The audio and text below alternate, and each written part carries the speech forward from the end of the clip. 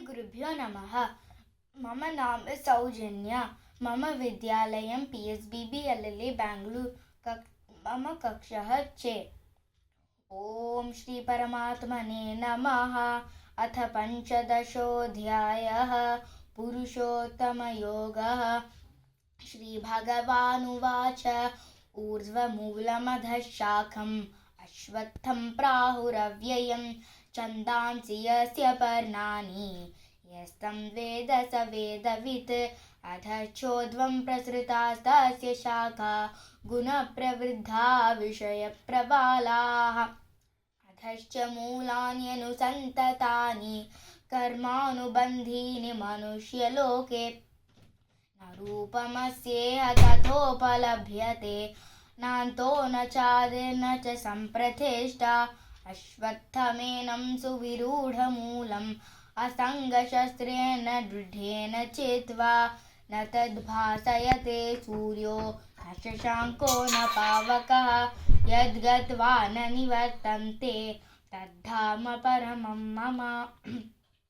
ममैवांशो जीवलोके जीवभूतः सनातनः यद्गत्वा न निवर्तन्ते तद्धाम परमं मम।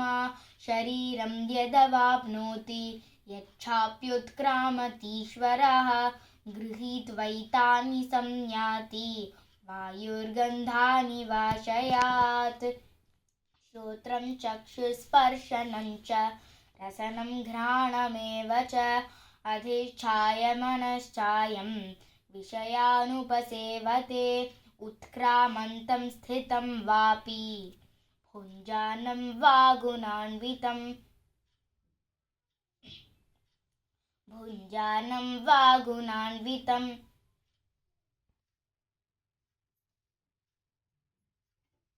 उत्क्रामन्तं स्थितं वापि भुञ्जानं वा गुणान्वितं विमूढानानुपश्यन्ति ज्ञानचक्षुषः यतन्तो योगिनश्चैनं पश्यन्त्यात्मन्यवस्थितं यच्चान्द्रमसि यच्चाग्नौ नैनं पश्यन्त्यचेतसः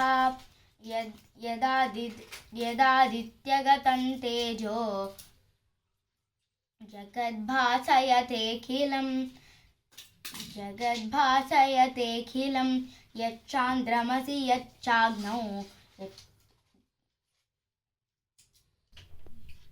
ஸ்ரீகுருभ्यो நமः. என்ன நான் பாஸ் பண்ணிருக்கேன், நீ எப்படி பண்ண? 2 செகண்ட் இப்படியே இருக்குன்னு